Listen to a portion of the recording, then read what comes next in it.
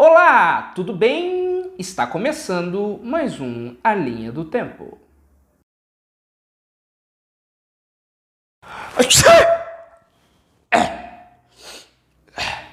Calma. Isso não é sintoma de Covid-19, não. Pode ficar tranquilo. Você sabe que o espirro não é um dos sintomas do corona, não é? Mas é um dos sintomas de uma coisa muito pior que o corona. Você já ouviu falar na gripe espanhola?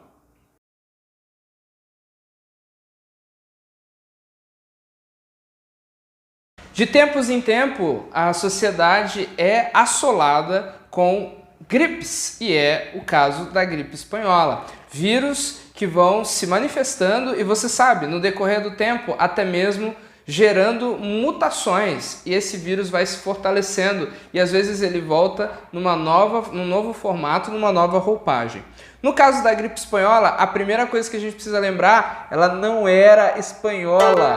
Ela recebeu esse nome justamente pelo fato de que foram os jornais espanhóis que começaram a divulgar a notícia da descoberta desse novo vírus. E daí se espalhou pelo mundo como gripe espanhola, simplesmente por esse fato. É interessante a gente observar que ela vem logo após a Primeira Guerra Mundial, em 1918. A Primeira Guerra Mundial matou 8 milhões de pessoas, enquanto a gripe espanhola, 20 milhões de pessoas. Pessoal, é 1% da população mundial da época.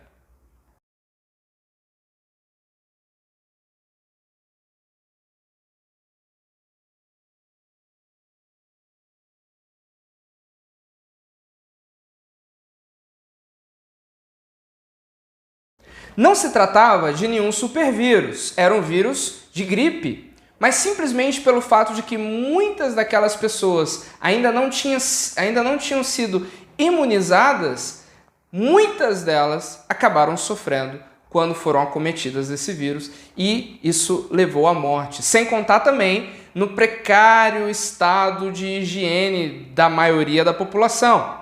Estamos falando do início do século XX, gente. Questões básicas de higiene ainda não eram contempladas para grande parte da população, sobretudo nos cortiços brasileiros. E nós precisamos levar em conta o seguinte: a gripe teve o nome de espanhola, mas ela foi acometida principalmente e distribuída por Inglaterra e Estados Unidos. Os primeiros casos foram lá no estado de Kansas, nos Estados Unidos. E o Brasil foi acometido desse vírus graças a um grande navio que veio da Royal Mail britânica, ou seja, os Correios britânicos, que aportaram primeiro em Recife e depois no Rio de Janeiro. Pessoal, a gripe espanhola ela foi devastadora.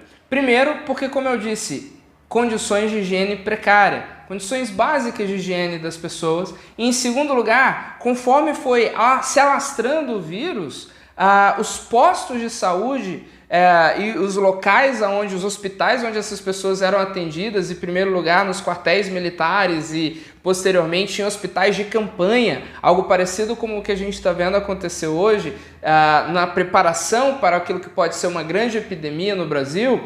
A gripe espanhola na época, quando ela chega ao Brasil, ela chega por meio desse navio britânico e ela é fruto dos soldados que lutaram na guerra e que, por meio de um vírus que se manifestava em aves, ela acabou transferindo para o ser humano. E quando esses soldados voltaram para os seus países, no caso os soldados americanos, quando eles voltaram para o seu país, eles começaram a proliferar lá a doença. No caso aqui do Brasil, esse navio britânico passou antes em Lisboa, depois em Recife e depois no Rio de Janeiro. E tinha como destino Buenos Aires em seguida. Gente, isso foi fazendo com que mais e mais pessoas fossem transmitindo o vírus e isso se tornou uma pandemia, como eu disse, 20 milhões de pessoas. Mas isso é algo para a gente pensar. Da forma como foi alastrado, diz sobretudo respeito à condição da época precária de saúde. Se você imaginar, a grande questão eram os cortiços no centro do Rio de Janeiro. Pessoas aglomeradas, trabalhadores urbanos das indústrias que moravam naquelas casas paupérrimas e ali aquela coisa começou a se alastrar de uma forma tão grandiosa que as pessoas começaram a se assustar. Meu Deus, o que vamos fazer agora? Em setembro de 1918, nós tivemos os primeiros casos no Rio de Janeiro e o governo quis tomar uma providência. Uma reunião aconteceu com todos os políticos. Estava o presidente Venceslau Braz, estava também ali toda a sua equipe médica da época, Carlos Seidel, que era o seu ministro da saúde. Gente, e o que eles começaram a fazer num primeiro momento? Os caras começaram a desmentir a doença. Não existe epidemia, é tudo um alarde da imprensa. Você já viu isso em algum lugar? E ali começou um combate, uma censura. O governo começou a estabelecer censura da imprensa, porque no início eles acharam que aquilo era um falso alarde. Mas é claro que, com o tempo, isso foi deixado de lado, porque a coisa começou a se alastrar. O Brasil sofreu uma baixa de 40 mil pessoas. 40 mil pessoas morreram, claro, em função eu ia falar coronavírus, da gripe espanhola, que nada mais era do que, não era um supervírus, era o vírus influenza, aquele mesmo que voltou como H1N1 posteriormente fortalecido. Foi graças ao trabalho de Carlos Chagas como coordenador dos hospitais de campanha.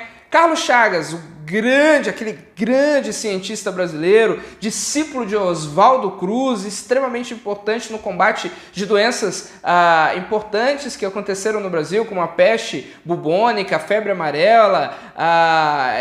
Justamente ele, Carlos Chagas, foi esse cara que conseguiu guiar o Brasil numa expectativa de conter o vírus, diferente daquilo que os outros governantes estavam dizendo que era só uma gripezinha. O Brasil tentou de variadas maneiras combater esse vírus, mas você sabe que na época o conhecimento científico ele ainda era um tanto quanto limitado e também as questões de material para os próprios profissionais da saúde também era extremamente precário. Gente, o que acontecia era que os mortos iam aumentando dia após dia, uma coisa de louco. A bibliografia nos conta que muitos corpos eram jogados no meio da rua porque não tinha mais como enterrar e não tinha onde colocar de tantas pessoas que morriam.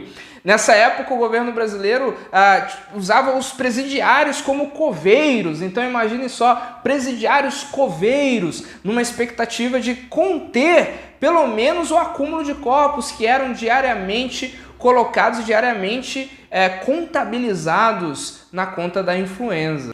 E é claro que começou o charlatanismo. Era muito comum naquela época as pessoas, mais uma vez, tentarem colocar e determinar remédios para conter. E eram muitas as promessas de milagres. Alguns diziam que ir ao bar e beber, por exemplo, conhaque com mel possibilitaria a cura da doença. Ou se você imaginar, cachaça com limão também era tido como cura da doença. E nessa época todo mundo quer achar uma cura para a doença.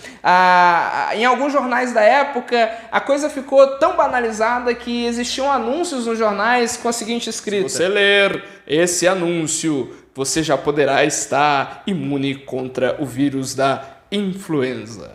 Saiu uma pesquisa nos Estados Unidos dizendo que o quinino era o remédio do momento para conter esse vírus. E era uma coisa de louco, o quinino no Brasil saltou, porque as pessoas foram correndo para as farmácias a fim de adquirir o tal do quinino, que na realidade não amenizou em nada a doença.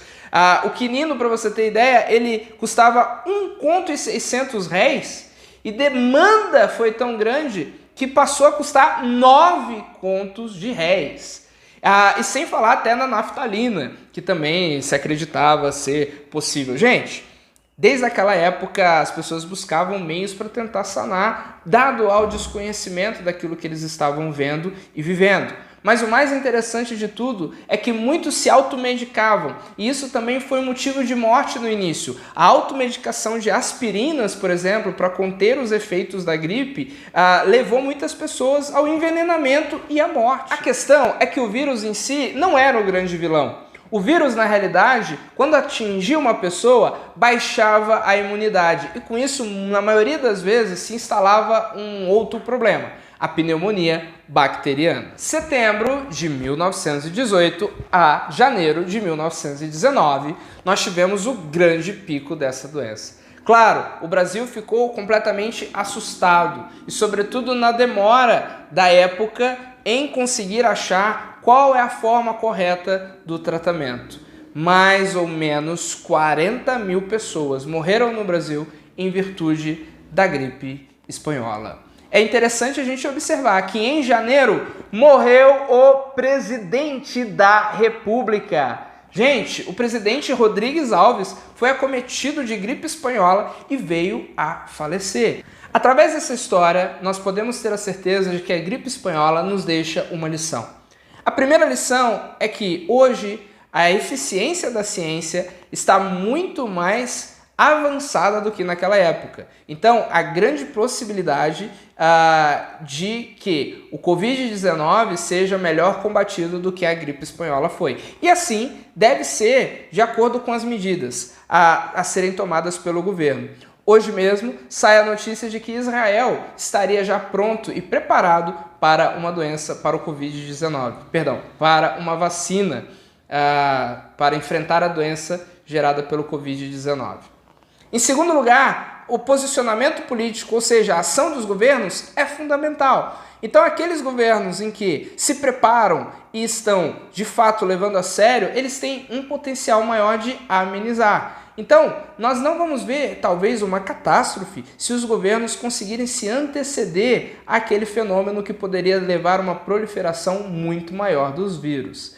E, em terceiro lugar, a gente precisa levar em conta que 1918 foi há 100 anos atrás. Em 100 anos, será que a população ainda lida com dilemas como o vírus? Isso nos mostra que de tempos em tempos a sociedade é afligida por vírus. Será dessa vez que nós sairemos vivos dessa? A verdade é que governo, ciência e sociedade, nesse momento, devem se preparar para que o pior não aconteça. Uma coisa a história nos mostra: a gripe espanhola deixou muitos mortos para trás, mas ela passou e o Covid-19 também passará.